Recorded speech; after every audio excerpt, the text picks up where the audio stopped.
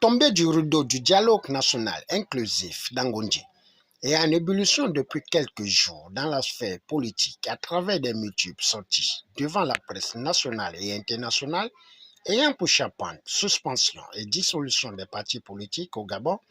C'est dans ce cadre que Pierre-Claver Manganga Moussavo, ancien vice-président de la République, à bâton rompu, a fait l'éclairage en décryptant les enjeux de cette grande messe. Je suis parti parce que je respecte la fonction.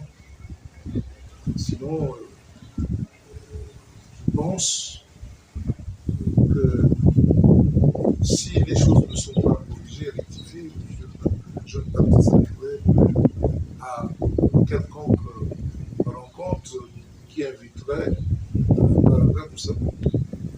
Mais on a besoin de ces gens-là pour l'ouverture et la clôture. Mais comme nous sommes aussi bien élevés, quand le chef nous dit de venir, on part.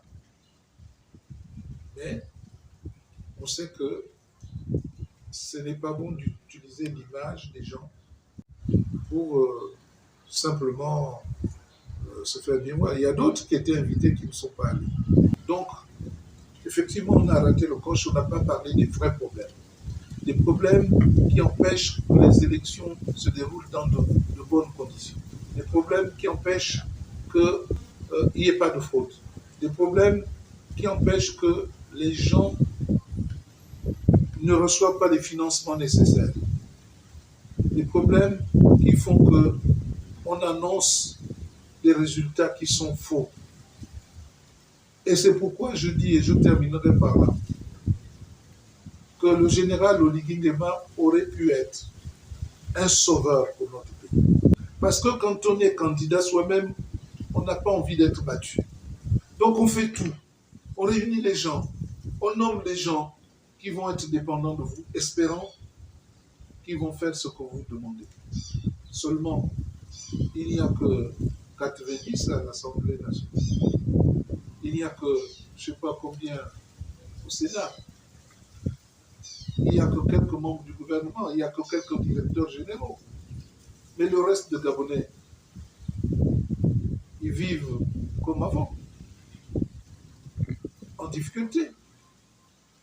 Aujourd'hui, au moment où on parle, il y a des gens qui ne savent pas comment manger. Pierre-Claver Manganga Moussavo, président du PSD, sort du lot pour repositionner le puzzle de la géopolitique à venir en présentant son ambition de mettre son projet de la provincialisation en exergue en 2025 qui se pointe à l'horizon.